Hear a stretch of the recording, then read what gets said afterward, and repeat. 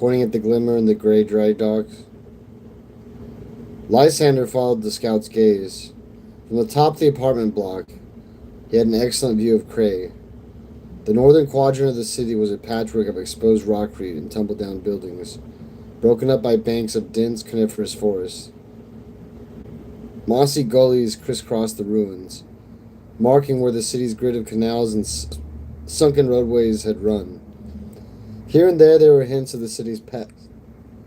An Escotarian statue, crowning a half-fallen dome, a series of pillars that once held a long-vanished glass roof, a great stone book that had once dominated the entrance to a vast gallery, now lay half buried in greenery. Few of the landmarks were still visible. The illuminated gate, with its marble blocks, cracked and its intricately painted scenes peeling and defaced. The trio of grand towers, the three princesses, once centers of philosophy and now lopsided death traps due to collapse at any moment. The huge artificial waterfall, the descent of dreams, reduced by time to a dry stone shelf. Above the city, Lysander followed the path of the ship towards the gray circles of the spaceport. "Our quarry does not disappoint," he said. "The timing will be close. What of Imperial forces?" "In our reports, armor making all haste along the city's northwestern outskirts," said Orphos. "They'll get to the spaceport before we do. And the enemy? Not yet. Most likely they're already here." Gorgithian on board the Gilded Pyre had detected the presence of surface-to-air sensors as soon as the Imperial Fist assassin had breached the perimeter of Cray. With the whole strike force loaded into just 2 Thunderhawks, Lysander could not risk continuing to fly, in case Cray's air defenses had been activated by Legistress's allies. The Imperial Fist would make the rest of the way on foot, about 9 kilometers of urban ruin. Lysander had Squad Kirav, Septurin's assault squad, and Sefson's tactical squad. Orphos and his scouts, Liberian Dephobus and Champion Ukulgon. That was the whole Imperial Fist force on Opus, save for 2 Thunderhawks, the Gilded Pyre and the Peril Swift, now grounded at the city's outskirts, and Vindicator Squadron Solithis, which was still in battle deep in Kazale. Orphos offered Lysander a pair of magnoculars. Lysander took them and peered through them in the direction of the spaceport. No signs of enemies, but bright lights burned along the buildings clustered around the city's landing pads. He scanned along the city's outskirts and picked up a cloud of dust kicked up by the engines and tracks of the Imperial Guard, sweeping towards the battle. "If we are wrong," said Lysander, "if this is a ruse, we might never find her." "We are not wrong," said Lady Cincella. Lysander turned to her, seeing her standing behind him on the rooftop, her dress fluttering in the wind. It was cold, and the dress was rather tattered after the Blood Eyrie, but she had not changed it. "You sound certain," said Lysander. "We have calculated every action Legistrassa might take," said Cincella. "This is one of them. She was foiled in her attempt to escape as the King of Crows, and she has not failed to get what she wants for many decades. It is an unfamiliar feeling to her. She is desperate. She has called off the longer-term plans and used ones that will get her off this planet quickly." "Then we must reach the spaceport," said Lysander. "I need to know you and Agent Skulk will fight for us as allies, not as a third party, as our allies under my orders. Can you promise me that, Lady Cincella?" "When it comes to open warfare, Lysander, I have no complaints about deferring to a first captain of the Astartes. I request that you allow me to take the kill." Lysander smiled without humor. "Of course! The assassin must have her kill. Even if Legistrassa was dead, it is a dishonor not to take her head with your own hand. We do not concern ourselves with honor as obsessively as a space marine," said Cincella, equally humorless. "I request the chance to kill Legistrassa, because it is likely Skult and myself are the only ones capable of doing it. You do not know her capabilities in battle. You have not been witness to her proving in combat, or the details of her creation." "Ah, yes." Lysander handed the magnoculars back to Orphos, and faced Cincella across the rooftop. The evening was drawing in close, and the sun broke through a gap in the clouds on the horizon, and the shadows turned long. "You never finished telling me what Legistrasa can do, or what she is," said Sincella. "I have spoken to you of the 6 assassin temples, 6 forms of retribution, primed to fall on the Emperor's enemies. So much is known by many among the Imperial's adepti. But there was once another temple, a 7th retribution." "A 7th temple," said Orphos. "What happened to it?" "These are words that will not be repeated," said Sincella. "Your Imperial Fist may know of them, as it may be crucial in the battle ahead, but they will go no further, as I ask of you, and as you have asked as much of me." "We can keep a secret," said Lysander, not a little begrudgingly. "Each temple is dedicated to a particular form of death that can be visited upon a particular form of enemy," said Sincella. "A Caldus, when employed, is best against an enemy well protected. A psychic target is terminally eliminated by Clexus, such as myself. A Vindicator is used when only a kill from a distance is possible, and so on. The Maioris Temple was created to deal with a target, which, while being a single entity, is spread over a number of individuals. A rebel parliament, for example, a cult or similar deviant organization. Families, a number of targets connected by a bloodline, were considered likely targets, and hence the Minorius was given the capacity to track particular gene signatures." "How did the Maioris kill?" said Lysander. "By the hand," said Sincella. "The number of potential sub-targets was such that technology could not be relied upon. A gun can run out of bullets. A knife can break. Poison can run dry. Only unarmed killing would do. The Maioris' modus operandi was to enter a target-rich area, typically a meeting or gathering, and kill every sub-target present as quickly as possible, without recourse to weaponry or fallible technology."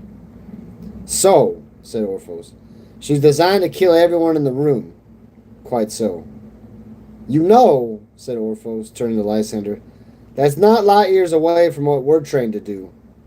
"The difference being," replied Sincella, "that given enough distance, you could be stopped."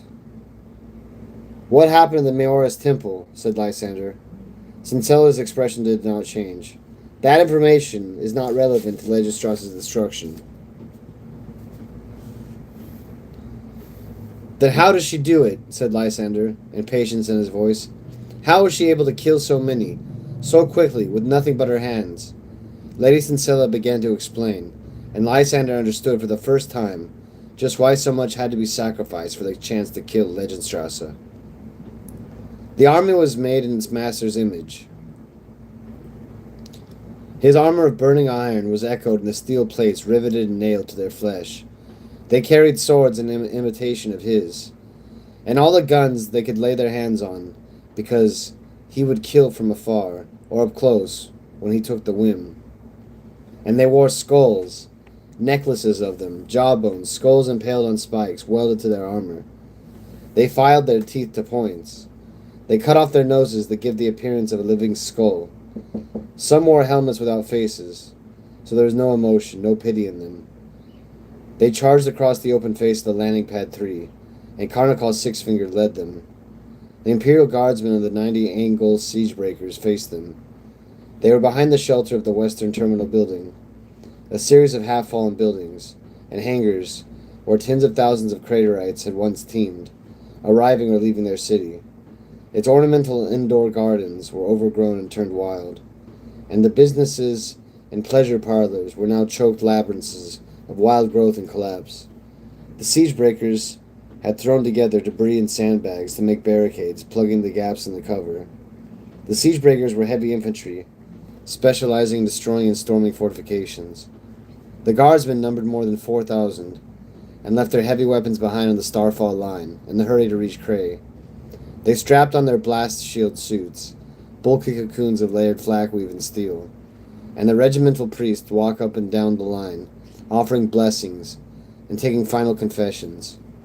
The regiment's banner was unfurled, It was a shroud that had once wrapped the body of Saint Levessa, Angol's patron saint, and martyr to the green-skinned Xenos. The officers lined up and knelt before it, the bloody imprint of the saint's face looking down sternly on them, as if to warn them to do their duty. The howling and yelling of the enemy brought them to their firing positions. Thousands of ironclad foes were rushing at them, and Carnical Sixfinger himself was there. That could be the only identity of the monster, 3 meters tall, surrounded by a wreath of smoke and steam, the glow of molten steel outlining a huge and brutal shape. Blood sprayed endlessly from the whirring teeth of his chain blade.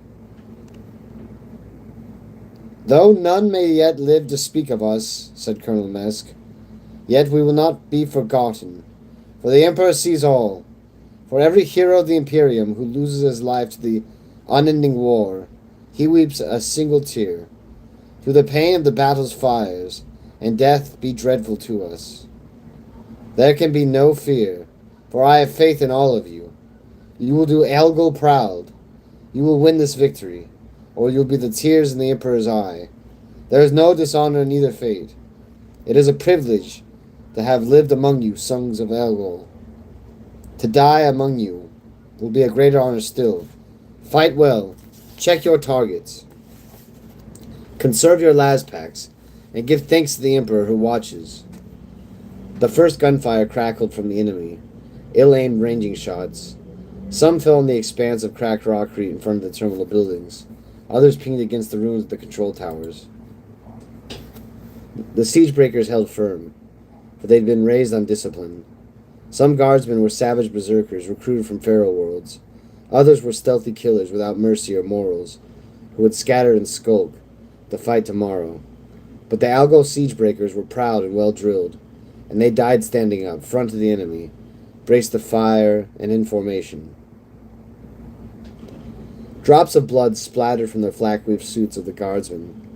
They fell thicker, pattering down like a rain of blood that gathered in the cracks of the fallen walls and pooled underfoot. The smell of it, like burning metal, filled the air. Men shook it from their visors. Sharpshooters wiped it off the scopes of their lasguns. They were omens, flashes and strange shapes in the sky. Some men heard, in the battlefield, sermons of the preachers, strange words or phrases inserted, praises to a god of blood, or a promise of appalling sacrifice. The mouth of St. Levissa opened up in a silent scream as tears of blood ran down her. The sharpshooters opened fire at extreme range. Hissing las shots left dripping red welts and steel armor plates. A couple of the enemy fell. A helmetless warrior shot through one eye. Shots hit Carnical's Sixfinger, lost in the glow of the molten armor, without doing any harm at all.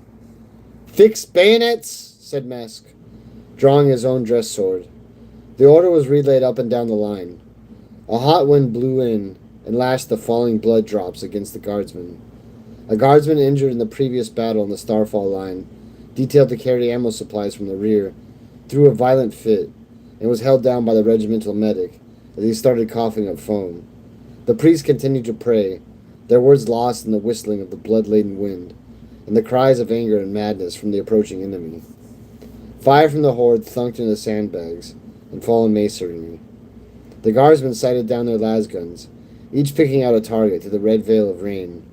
Carnical himself loped ahead of his army, more eager than any of them to get into the fray. His armor had once been that of a space marine, thousands of years ago, when he marched among the legions. Now it was deformed, the shoulder guards wrought into wide mouths, full of churning fire. The helm welded so tightly to his face that it took on his own features, creasing and warping with his emotions. Molten light bleeding from the eyes and mouth. He left burning footprints in the rockcrete. In the short moments, he was looming in the eyes of every Algo guardsman. And then, faster than anything so big should be able to move, he was within a lunge of the barricades. Las fire opened up, a great glittering fusillade of it that shredded the air. But the energy of the las bolts just fed the fires of Carnical's armor. He glowed bright, as if made of fire, as he vaulted the barricades and fell among the guardsmen. "Let the stains of blood never fade," bellowed Carnical. as he pushed two men beneath him, laced another through the gut with his sword, and sprayed bolter fire in all directions. A priest ran towards him, his power fist intricately inlaid with prayers, glowing blue with its power field. Before the priest could swing the cumbersome fist, Carnicle grabbed him around the throat, and with his free hand, and hauled him up off his feet. The fires of Carnicle's gauntlet set light to the priest's robes, and he yelled wordlessly, perhaps a prayer, perhaps just pain, as flames licked around his face. Carnicle fired the bolter mounted the back of his forearm, and blew the priest's head apart. The shower of brains and bone added to the blood rain that swirled around Carnicle in a red tornado. Carnicle's soldiers were dying in the hundreds, bodies clattering to the ground. Those behind them clambered over the bodies into more volleys of fire and were cut down in turn. Kill, die, bleed, and suffer! Carnicle threw another soldier aside and brought his chain blade down to the shoulder of an officer, carving through the bodies until the blade sawed through his hip. Corn cares not from whom the blood flows. The blood god cares not from whose neck the skull is taken. Fall back, yelled Colonel Mesk. To the second line. Fall back and keep up the fire. Sons of Algol, drive them on, draw them on. Carnicle's men had reached the line now. They were laying about them with their swords, knocking aside bayonets, and hacking the flak armor of the guardsmen. The siege breakers broke from cover and ran towards the barricades and rubble further back in the terminal building, trying to keep in formation, even as more enemies rushed at them, and the terrible figure of Carnicle Sixfinger carved a glory path to the center of their line. Long ago, Colonel Mesk had sworn to his men that he would never send them to battle he would not be willing to fight himself. And so, because he had raised to keep his word, he drew his sidearm, tightened his grip on his dress sword, and ran towards the thickest of the bloodshed, to seek his death fighting Carnicle Sixfinger.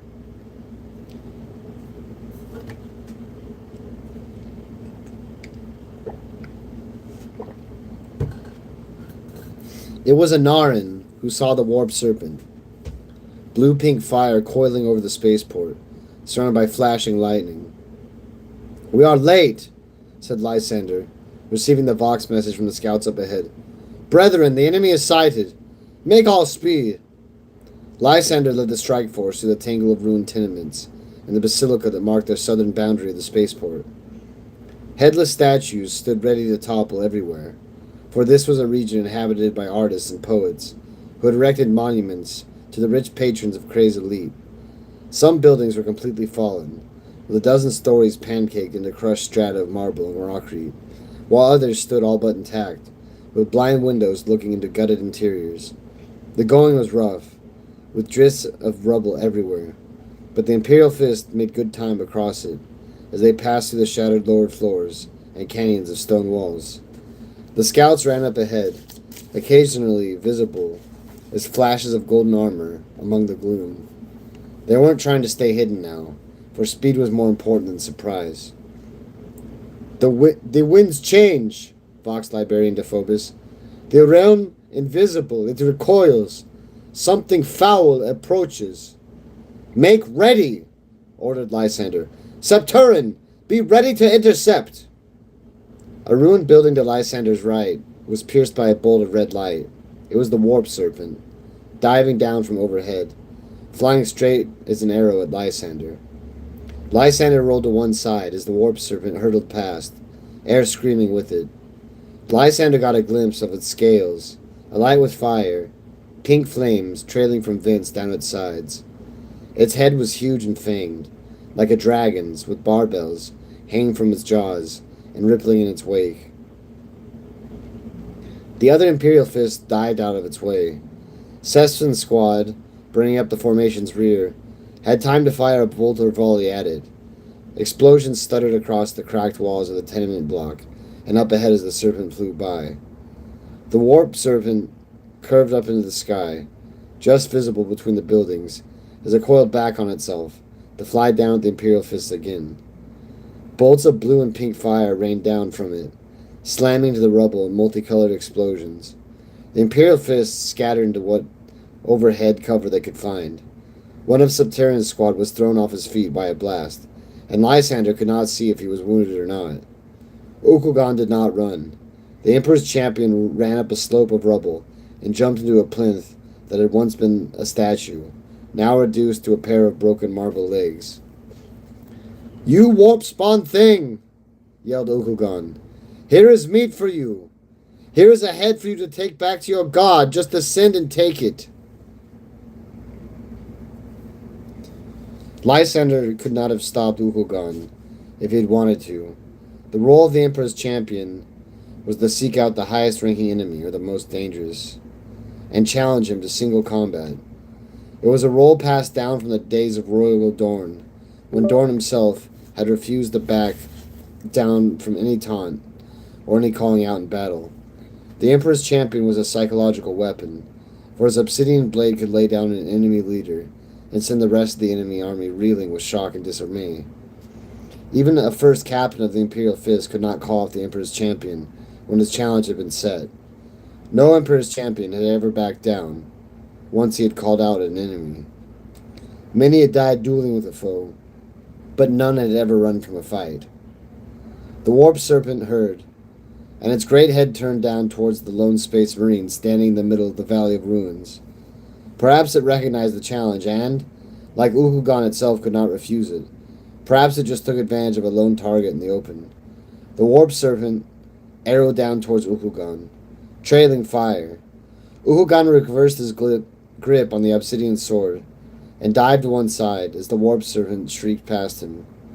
The point of the blade scored into his flesh as it passed, biting deeper as it ripped straight through the whole length of the serpent's body. Burning entrails spilled out, a curtain of incandescent gore. The Warp Serpent howled, an appalling sound that shuddered what remained of the glass in the windows of the surrounding buildings. Ukugan was caught in the torrent and stumbled from his perch, shaking the cloak of burning demon's flesh from his armor. "Whelps! Blinded children!" The Warp Serpent's voice crackled down as lightning flashed from its wound. "You will burn for your ignorance! If you knew of the warp of my gods, you would cut your own throats and join me!" Sergeant Sesfin didn't give the order. His squad stepped out of cover, took aim, and hammered out a great sheet of bolter fire in the air.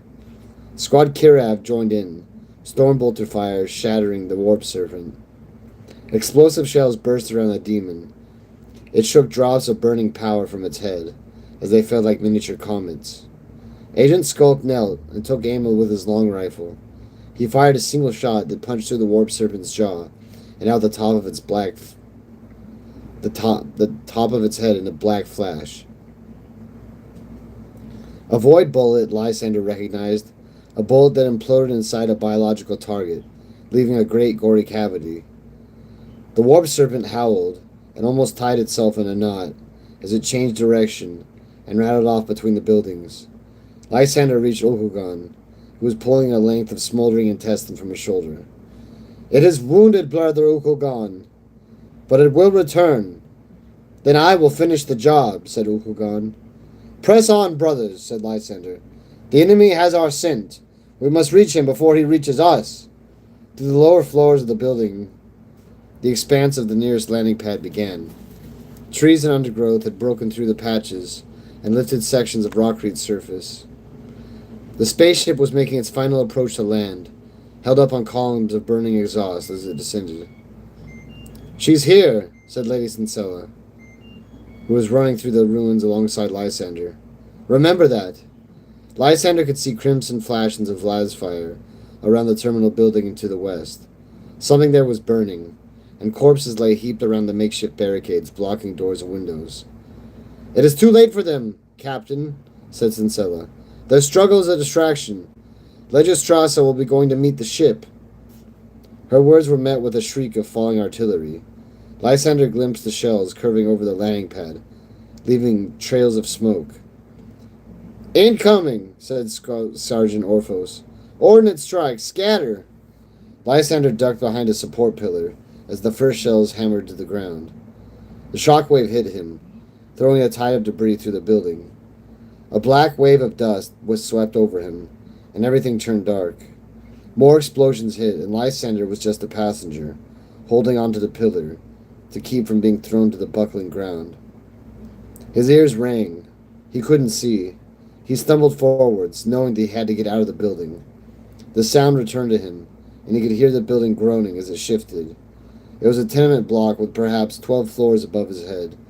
Other Imperial fists were yelling, a couple crying in pain. The dust parted before Lysander. He had made it onto the landing pad, now a swath of pulverized debris. The Imperial fists were running alongside him, as the building came down behind them.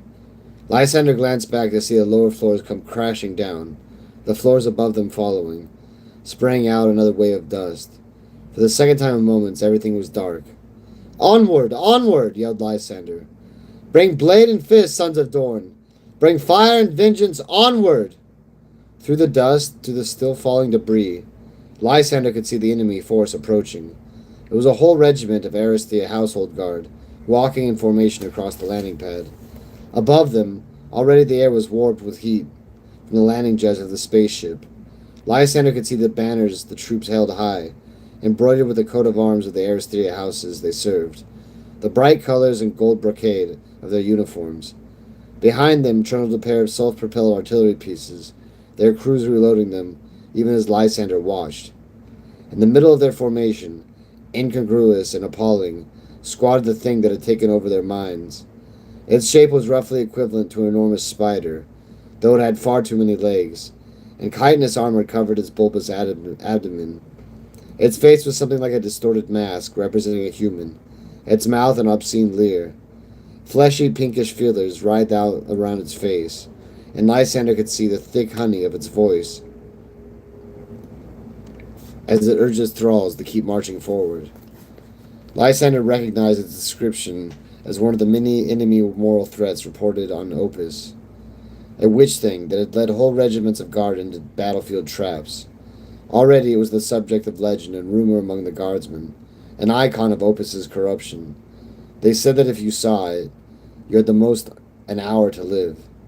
So its abdomen was swollen with the bodies of still living guard captives, or that it could scuttle through walls and liquefy a man's flesh with its song. Every man ascribed to it whatever he feared most. So to one it was a cannibal, to another a ghost, to another a creature that could force the dark secrets right out of his mind.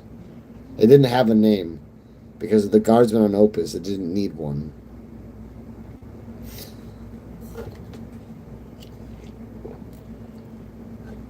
Lysander ran out of the clinging dust. "Moral threat, my brothers! Guard your souls onwards! Imperial fists!" The other Imperial fists were running alongside him. There was no time to stop and redeploy, to weigh up all the tactical options. That way was death. The Imperial fist had to get toe-to-toe with the enemy now, before their artillery and guns could decide the battle. Assault Sergeant Septurin, probably the fastest man among the Imperial fists, overtook Lysander, holding up his chain blade, like the Aristea troopers were holding up their household banners. The spider rose up on its hind legs, exposing the drooling fringe of feelers that ran along its underside, its voice a high wail that scratched against Lysander's mind. One of the artillery pieces fired.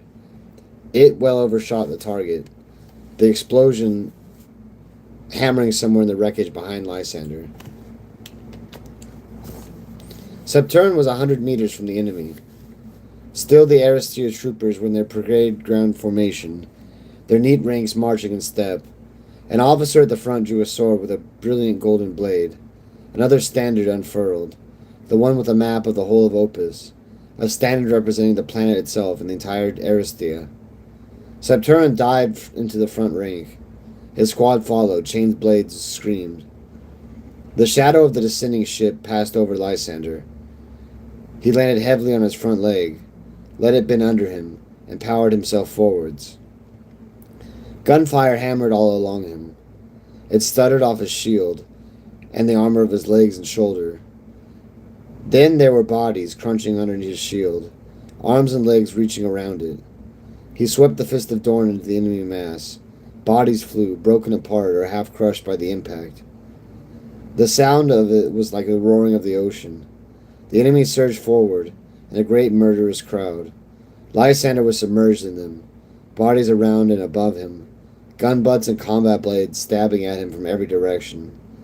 Lysander hauled his shield over his head, pushing one soldier away, and pistoning the fist of Dorn into the men in front.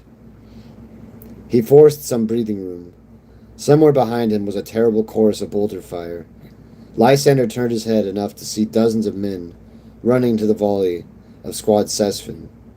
Already tens of bodies were piling up, more dead slumping into the heap of the fallen.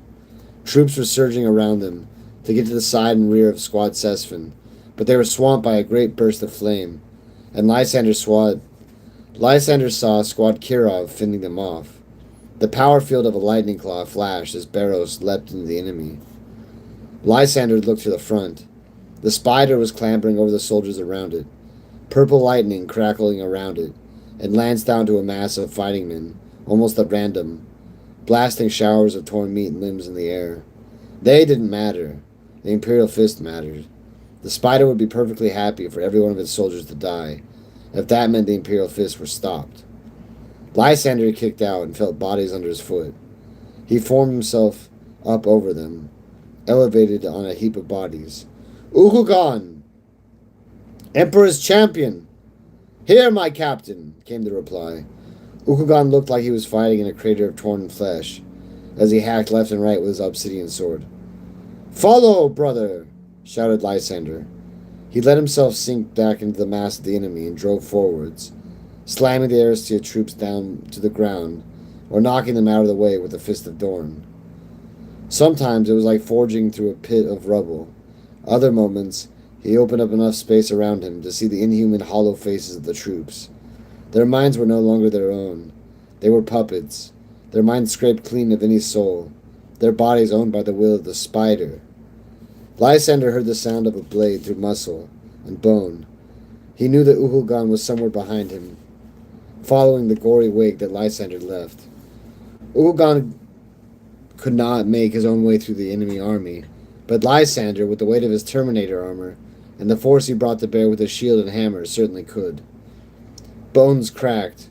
Bodies fell under Lysander's feet and were ground to paste beneath them. Faces loomed through the mass, jaws lolling, eyes empty. Lysander tore through an Aristia standard, its silk soaked already in blood. The press of bodies was denser around the spider. Men were heaping themselves in front of Lysander to form a barrier around their master. Lysander could just glimpse through the crush, the towering segmented legs reaching above him, studded with black bristles. And he saw Ukugan clambering over Aristia troops, obsidian blade in one hand, as he made right for the spider.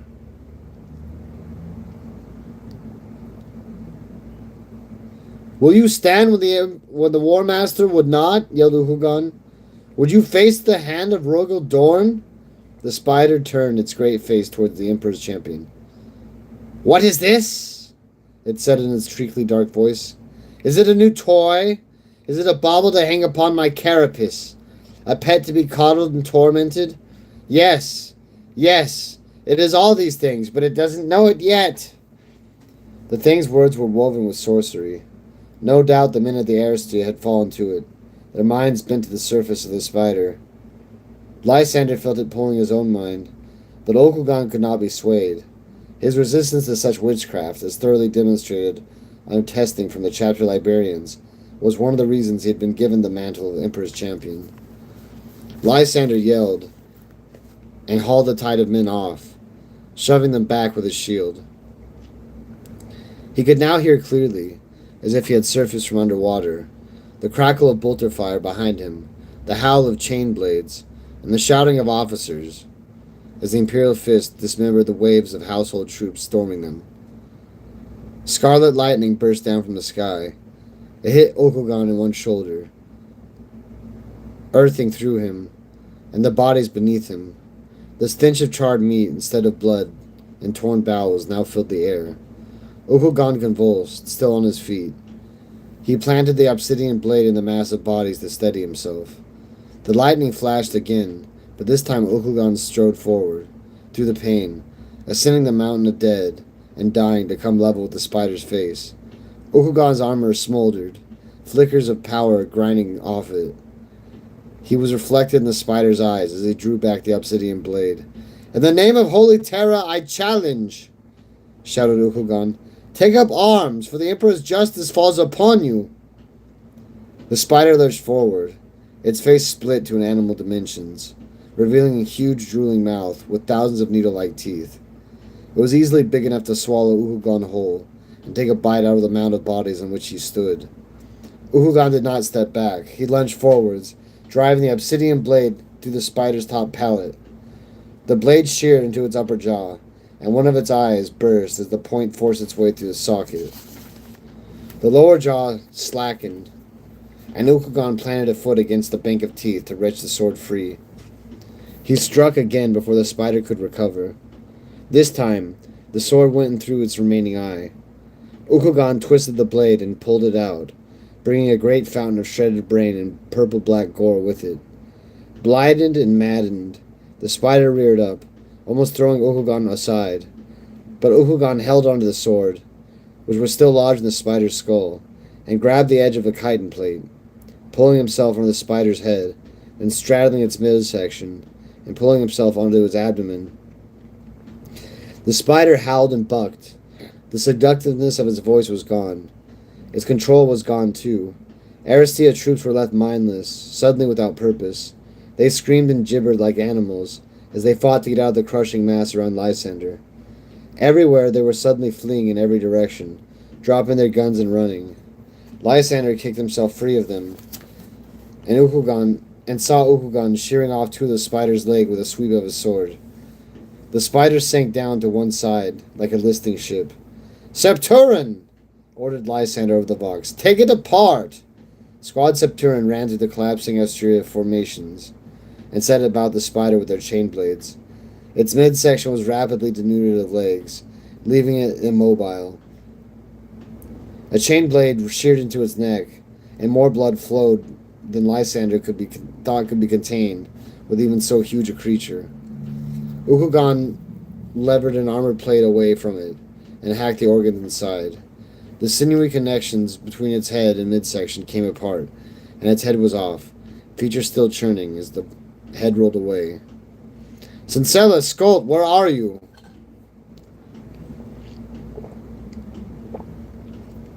There was no reply. Beneath the shadow of the late spacecraft, which had paused in its descent, Lysander saw Lady Sincella. The downwash of the spaceship's jets rendered the scene blurry and veiled in smoke, but the face of the skinny, ragged blonde woman in front of Sincella was the same as the translator from Velsafranis' transmission. It was Legistrasse. She did not look like someone who could kill anyone, let alone an Imperial assassin. She wore the drab translator's uniform, reduced to grubby rags by her flight across the mountains. Sincella's collar split in two, and the halves clattered to the rockcrete. Lysander felt the cold, hateful aura that was released from her. If she had been forced to describe it, it would have been no better than to say it was like having a soul plunged into ice, and that was barely adequate. What Sincella truly was, Lysander couldn't put into words. Sincella's power knives were in her hands.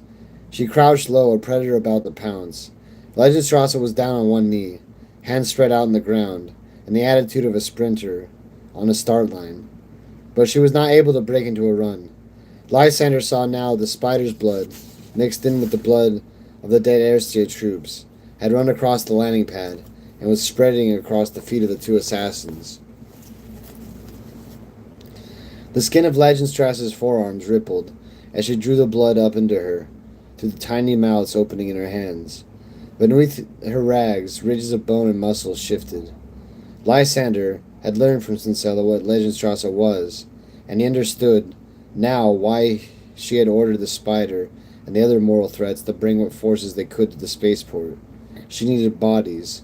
She needed blood. Above all, she needed their biomass. Sincella leapt at Legistrasse. Legistrasse flitted to one side, almost too fast for Lysander to follow.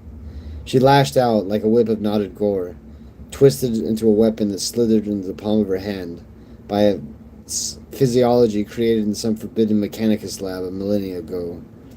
Each of her legs split in two, and she dodged on 4 lower limbs now, their muscle and bone exposed. And she still changed, as rapidly as possible, to think of the next mutation.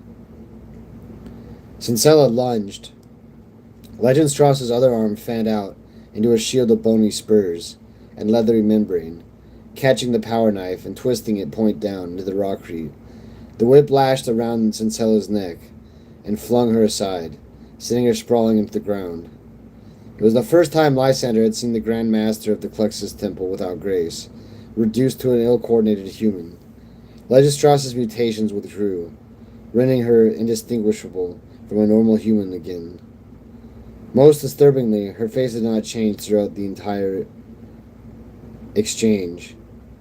The whip slithered back into her hand. When the assassin of the Marist Temple killed, it was with the bare hand. Her assassin's training could guarantee that the first target would fall. It was the subsequent targets that were the problem. Alerted to the danger, probably armed with the advantage of numbers, even an assassin would be hard-pressed to kill them. So the Marist Temple had made use of the first victim and turned him into a weapon she could use. Her physiology broke down the body into raw biomass and transformed it instantly into a weapon's mutations. She was a living weapon, fueled by the bodies of the dead, so that every target she killed she became stronger. The Officio Assassinorum had bargained for centuries to gain leverage on certain Adeptus Mechanicus tech heresies, to have the necessary research performed on rare mutant strains and shape-shifting xenos. The Majoris Temple itself had started out as a huge forbidden experiment camp, where thousands of subjects were rendered down to create the genetic material rendered to create the first Majoris assassin. Lysander was looking at that assassin now, the first and last graduate of the Majoris Temple, as she sprinted towards Lady Sincella on an array of centipede-like limbs that suddenly sprouted from her lengthening abdomen. Lady Sincella's eyes turned black, and a bolt of nothingness shot from her. The concentrated essence of the Cluxus, a shard of utter void, was enough to blast clean the soul of any normal target. To a psyker it was utter oblivion, the annihilation of the spirit, a casting into the ante-realm that a psyker feared more than death. To anyone else it was an instant cessation of existence, focused by the animus speculum, a psionescence device built into Sincella's skull. It was the ultimate expression of their killing art. Lysander's soul reconciled. The whole world seemed skewed sideways, somehow infinitely, but undescribably wrong. Lysistrata did not miss a step. She skidded under the blast and rose to a slam into Sincella. Her torso split open into 4 clawed limbs, grabbing Sincella and yanking her up onto the floor. Arteries pulsed under her skin as they drew up the blood from the fallen Aristia, and with her chest Lysander could see 3 great hearts, each larger than a man's head, thudding wildly as they forced in all her new extremities. Sincella writhed and struggled. Her power knives darted in and out, shearing off limbs as new ones grew in their place. She had not reached the rank of Grand Master without being one of the most efficient killing machines the Imperium could call upon.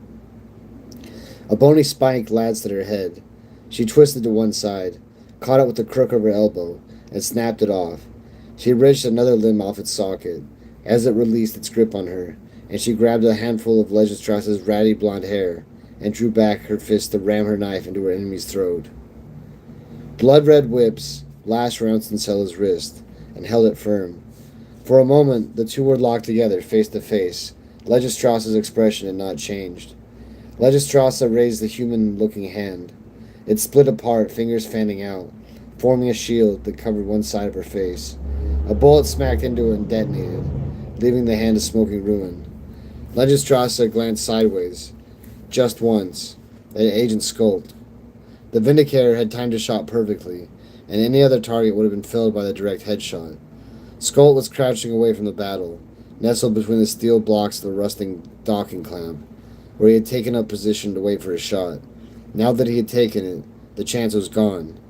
Any other target would have died, but not a fellow assassin. Legistrasa knew how a Vindicator fought. She knew the shot was coming. She knew when and how, and the opportunity for a surprise kill shot was gone. Lysander was forging through the bodies, and fleeing Aristia troops to close in with Legenstrasse. Where Sincella could not succeed on her own, perhaps she and Imperial Fist could. Bolter fire was kicking into a rockcrete around Legenstrasse, even as she turned to hold up Sincella between her and the Vindicare, an impromptu shield that protected her vital organs. Its skull fired shot after shot into a rapidly growing collection of limbs and appendages. Moment by moment later, Legenstrasse grew, a dizzying mass of pulsing flesh, with petals like a flower. And the heart of her face unchanged, still the same woman Lysander had seen on Vel Sophranius' broadcast. If there had been nothing human about her, it would have been better. She would have been an enemy on par with the alien or demon, utterly inhuman, easy to hate. But that human core was more disturbing than anything else the rest of her became. Perhaps that was another reason. That was another weapon she carried.